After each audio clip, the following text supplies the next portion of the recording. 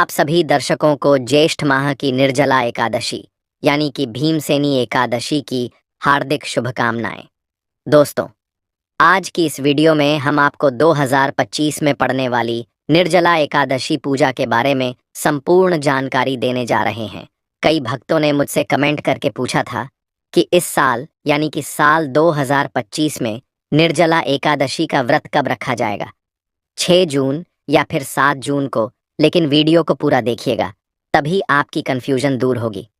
तो आज की वीडियो में हम जानेंगे निर्जला एकादशी के सभी शुभ मुहूर्त, पारण का समय, पूजा विधि, नियम के बारे में, और आपके मन में जो भी प्रश्न है कि इस व्रत में पानी कब और कैसे पीना चाहिए, निर्जल नहीं रह सकते तो व्रत कैसे करें, दान किन चीज़ों का करना चाहिए, एकादशी या द्वादशी किस दिन दान करना श्रेष्ठ होगा, और दान के लिए जितनी भी चीज़ें हम बता रहे हैं, अगर हम सब चीज़ों का दान करने में समर्थ नहीं है तो क्या हम व्रत का फल प्राप्त नहीं होगा। अगला जो प्रश्न है, कलश का दान कैसे करें, पानी भर के जो कलश का दान किया जाता है उसकी विधि क्या है, और क्या कुंवारी लड़कियां भी व्रत कर सकती हैं। यह एक ऐसी वीडियो है जिसमें सारी बातें आप जानेंगे, कहीं कोई और वीडियो देखने की ज़रूरत बिल्कुल भी नहीं पड़ेगी। तो आप अंत तक वीडियो में बने रहे। नमस्कार दोस्तों, स्वागत है आप सभी का एक बार फिर से आपके पसंदीदा चैनल वास्तुशास्त्र ज्ञान में। दोस्तों, वीडियो शुरू करने से पहले एक बार पूरी श्रद्धा के साथ कमेंट सेक्शन में लिखें, जय श्री हरि विष्णु। भगवान हरि की कृपा आप पर सदैव बनी रहेगी।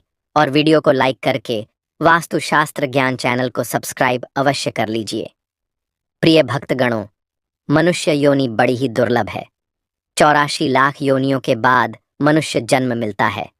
अगर एकादशी के व्रत को मनुष्य करता है तो अगले जन्म में पीड़ा दुख नहीं भोगना पड़ता है, इसमें कोई संदेह नहीं है।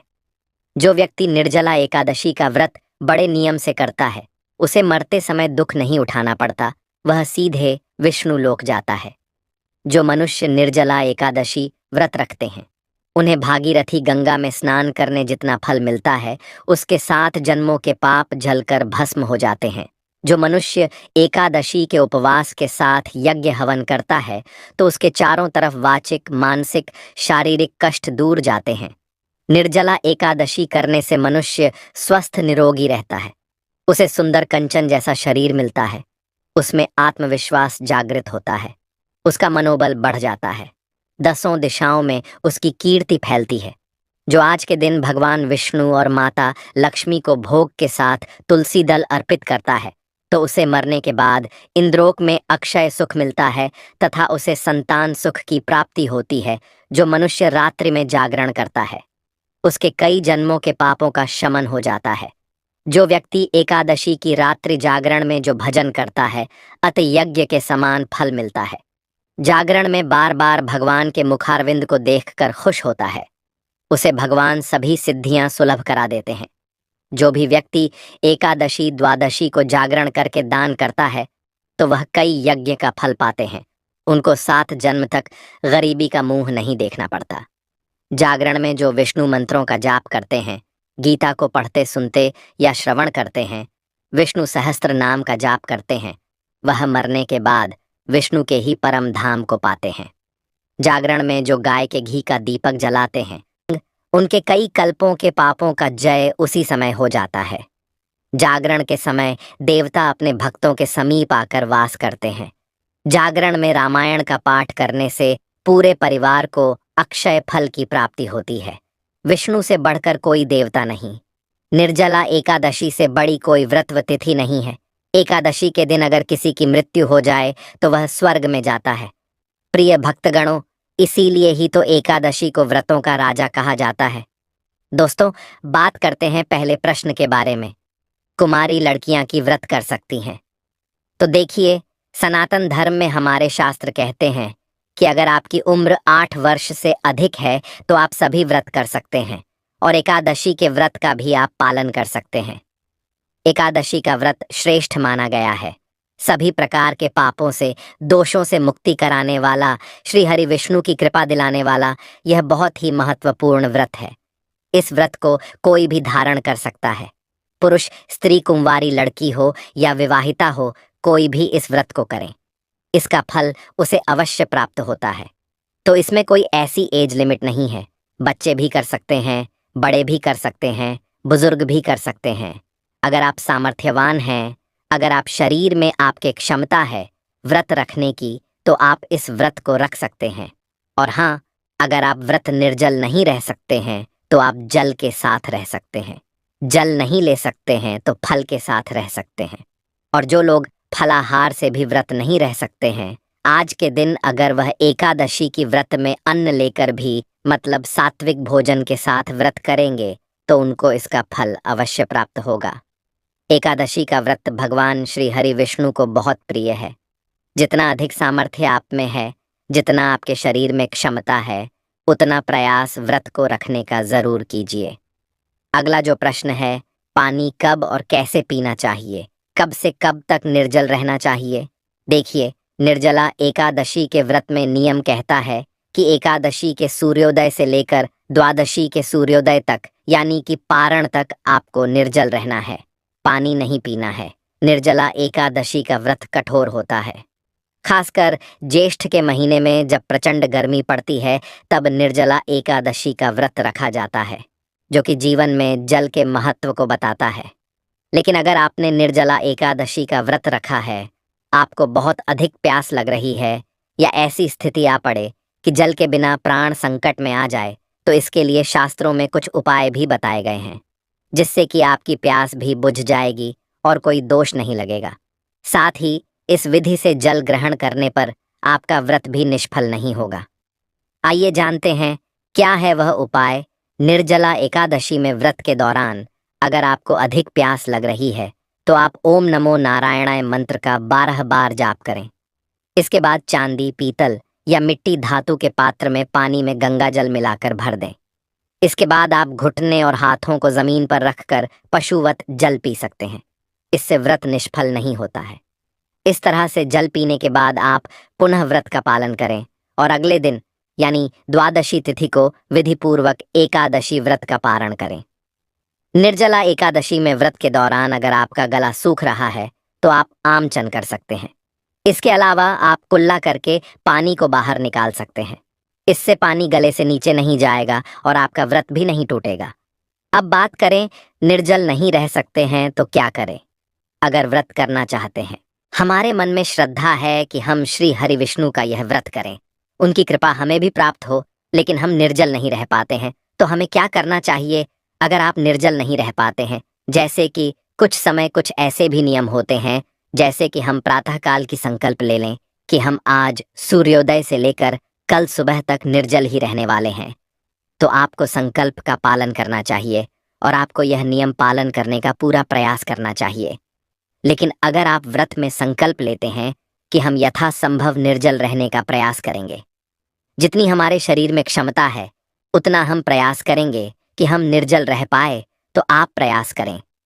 जितनी समय आप निर्जल अधिक से अधिक रह सकते हैं, मान लीजिए आप दोपहर तक रह सकते हैं, निर्जल तो दोपहर तक रहेंगे। दोपहर में फिर श्री हरि विष्णु से प्रार्थना कर लीजिए, पूजा आराधना करके आप जल ग्रहण कर लीजिए अगर आप नहीं रह पाते हैं, और आप चाहे तो शाम तक रह लीजिए। मतलब अपने शरीर की आखिरी क्षमता तक हमें कोशिश करना चाहिए व्रत को पूरा करने का। तो अगर आप शाम तक रह पाते हैं, देर शाम को, फिर आप भगवान श्री हरि विष्णु पूजा आराधना करते हैं, आरती करते हैं। उसके बाद थोड़ा सा जल आचमनी में लेकर ग्रहण कर सकते हैं। दूसरी चीज, अगर आप बिल्कुल भी निर्जल नहीं रह पाते हैं, तो आप जल के साथ भी इस व्रत को रख सकते हैं। ऐसे में आपको चाहिए कि आप जल आहार करें, मतलब आपको फल नहीं लेना है, कोई चीज ऐसे दांतों से चबाकर नहीं खानी है। आप जल के साथ या फिर आप चाय ले लीजिए, जूस वगैरह लेकर इस व्रत को कर लीजिए। अगर आप बिल्कुल भी निर्जल नहीं रह पाते हैं, शारीरिक रूप से अस्वस्थ हैं, तो आप इस तरह से भी व्रत का पालन कर सकते हैं। आप सिर्फ जूस, चाय द्वारा, जल द्वारा इस व्रत को कर लीजिए, मतलब जलाहार के द्वारा। अगला जो नियम है कि अगर आप जल से भी सक्षम नहीं है, आपको कुछ ना कुछ खाना जरूरी है। आप शारीरिक रूप से स्वस्थ नहीं हैं, तो आप फलाहार के द्वारा भी इस व्रत को कर सकते हैं। फल के अलावा अगर आप बुजुर्ग हैं, आप चाहते हैं व्रत का फल आपको मिले, कुछ तो मिले, जितना भी हम करेंगे कम से कम भगवान श्री हरि विष्णु की कृपा कुछ तो हमें प्राप्त हो, तो तो ऐसे में आपको चाहिए कि आप एक समय अन्न ले लीजिए, या फिर आप भी जो फलाहारी भोजन होते हैं आप उसे ग्रहण करके भी व्रत के नियम का पालन कर सकते हैं। मतलब आप जितना भी आप प्रयास करें कि आज का दिन आपका व्यर्थ ना जाए। निर्जला एकादशी है, साल की सबसे बड़ी एकादशी है। तो आप अधिक से अधिक अपनी शारीरिक क्षमता के अनुसार भगवान श्री हरि विष्णु की कृपा प्राप्त कर सके तो आप व्रत के जो भोजन होते हैं, फलाहारी भोजन जो होते हैं, आप उसे लेकर के भी व्रत कर सकते हैं। सेंधा नमक ले सकते हैं। और आप जैसे कि व्रत फूड जो होते हैं, कुत्तू का आटा, सिंघाड़े का आटा, इसके द्वारा भी व्रत कर सकते हैं। अगर आप इससे भी सक्षम नहीं हैं तो मैं आपको कहूँगा कि आप अन्न लीजिए, सात्विक भोजन लीजिए। सात्विक भोजन का मतलब लहसुन, प्याज का त्याग कर दीजिए। इससे भी आपको एकादशी का पुण्य फल प्राप्त होगा। व्रत की कथा सुनिए और आज भगवान की पूजा आराधना कीजिए, उनके मंत्रों का जाप कीजिए। अधिक से अधिक समय भगवान श्री हरि विष्णु के चरणों में आप व्यतीत कीजिए। तो आप अगर अन्न लेकर भी इस व्रत को सात्विक विधि से पालन कर लेते हैं तो भी आपको भगवान श्री हरि विष्णु की कृपा जरूर मिलेगी। वैसे निर्जला एकादशी का नियम है कि हमें पूरी तरह से निर्जल रहकर ही व्रत करना चाहिए। तो अगर आप स्वस्थ हैं, शारीरिक रूप से सक्षम हैं कि आपने निर्जल रह पाए, तो कोशिश करें कि एकादशी के सूर्योदय से लेकर एकादशी द्वादशी के सूर्योदय तक निर्जल रहे, तभी इस व्रत का संपूर्ण फल हमें प्राप्त होगा। बाकी जो नियम है जैसे जल आहार, फलाहार या फिर अन्न का आहार ले रहे हैं, तो इसमें यह हो जाएगा कि आपको एकादशी का कुछ फल तो अवश्य प्राप्त होगा। श्री हरि विष्णु की कृपा तो मिलेगी क्योंकि आपने अपने शरीर की क्षमता के अनुसार प्रयास किया। इस विधि से आप रह सकते हैं।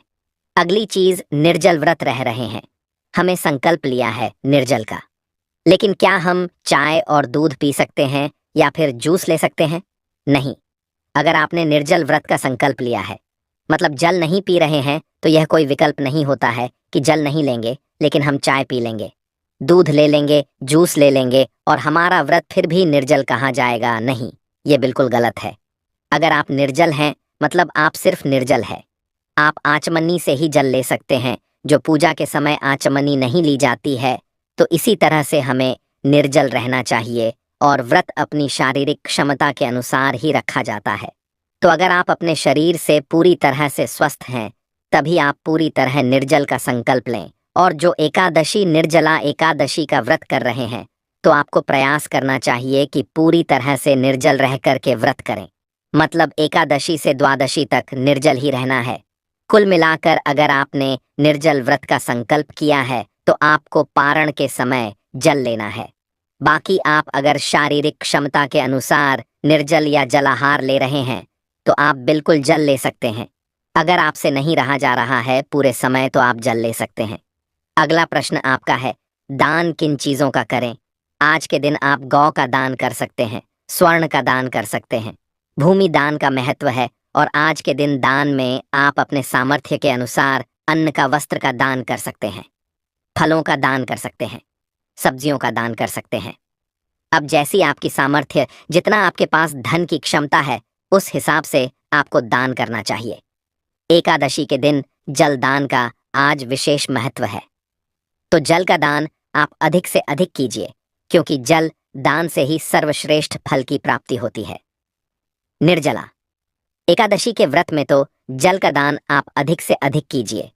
जीव जंतुओं के लिए पानी की व्यवस्था कीजिए।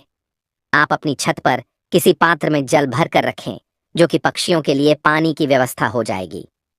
अगर आप पर राहगीरों के लिए पानी की व्यवस्था कर सकते हैं, प्याऊ लगा सकते हैं, या कहीं पर भी आप शरबत बंटवा सके, बोतल में पानी भर कर दे सके, किसी भी जरूरतमंद को, प्यासे को, तो बहुत श्रेष्ठ फल की प्राप्ति होती है। एकादशी के दिन या द्वादशी के दिन किस दिन दान करना श्रेष्ठ होता है? देखिए, दोनों ही दिन आप दान कर सकते हैं। एकादशी के दिन भी आप दान कर सकते हैं और द्वादशी के दिन तो हमें दान करना ही होता है। अपने पारण से पहले दान करना श्रेष्ठ होता है और जरूरी होता है। तो एकादशी द्वादशी दोनों ही दिन में किसी भी दिन आप दान कर सकते हैं या दोनों ही दिन आप दान कर सकते हैं। कोई संशय मन में नहीं है। इस समय में जरूरत की चीजें दान की जाती है। जैसे कि गर्मी का मौसम है तो छाता दान करें, पंखा दान करें, जूता दान करें, और सीजनल फ्रूट्स होते हैं, खरबूज, तरबूज इत्यादि दान करें तो बहुत श्रेष्ठ दान है यह, और इनमें बहुत अधिक खर्चा नहीं है। और हाँ, जितनी चीज़ों का आप दान कर सकते हैं उतनी ही चीज़ों का दान करें। कोई ऐसा भार नहीं है। आपके ऊपर की जितनी भी चीज़ें आपको बताई जा रही हो, सभी चीज़ों का हमें दान करना है। आप जो दान कर सकते हैं, जैसे कि आप किसी ज़रूरतमंद को भोजन करा सकते हैं, किसी को पानी का दान कर सकते हैं, तो वह कर दीजिए।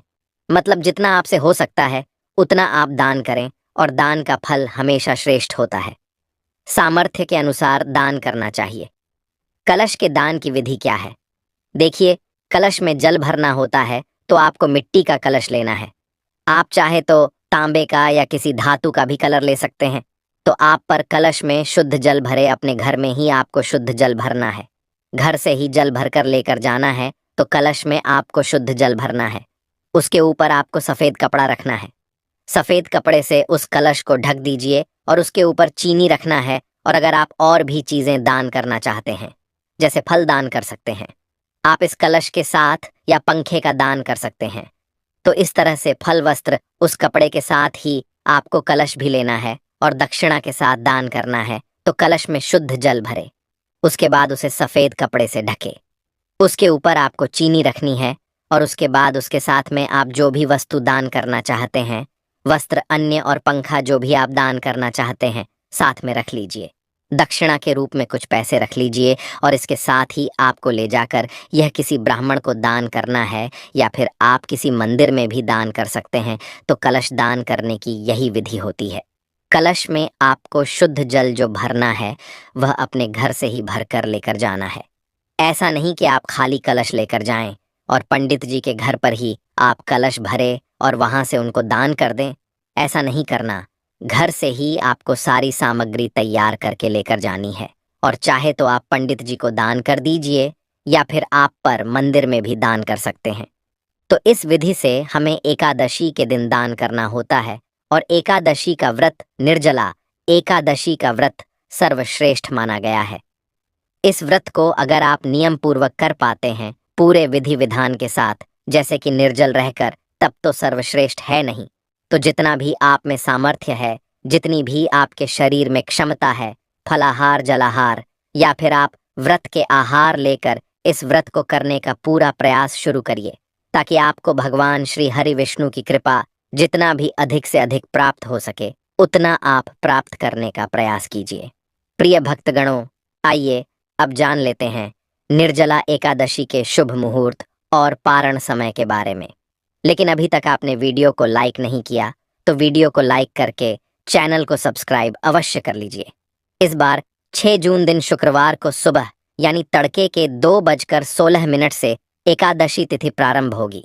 देखा जाए तो यह 5 जून गुरुवार की मध्य रात्रि का समय रहेगा और एकादशी तिथि का समापन होगा 7 जून शनिवार को सुबह 4:47 पर, यानी 6 जून शुक्रवार को पूरा दिन ही एकादशी तिथि रहेगी। और इस तरह से अगर देखा जाए तो 5 जून गुरुवार को दशमी तिथि के नियमों का पालन किया जाएगा। और इस बार हिंदू पंचांग के अनुसार 6 जून शुक्रवार को एकादशी, जो कि स्मार्त एकादशी रहेगी, जिसमें सभी गृहस्थ जन उपवास रख सकते हैं। और दूजी एकादशी यानी 7 जून शनिवार को वैष्णव निर्जला एकादशी का व्रत रहेगा। जब कभी भी एकादशी तिथि 2 दिन होती है तो ऐसे में इस बात का भी ध्यान रखना चाहिए कि उपवास 24 घंटे से अधिक का ना हो। अगर 24 घंटे से अधिक का उपवास होता है तो सभी लोगों को दूजी एकादशी यानी वैष्णव एकादशी का उपवास रखने की ही सलाह दी जाती है। 6 जून शुक्रवार को ब्रह्म मुहूर्त सुबह 4:08 से 4:56 तक रहेगा।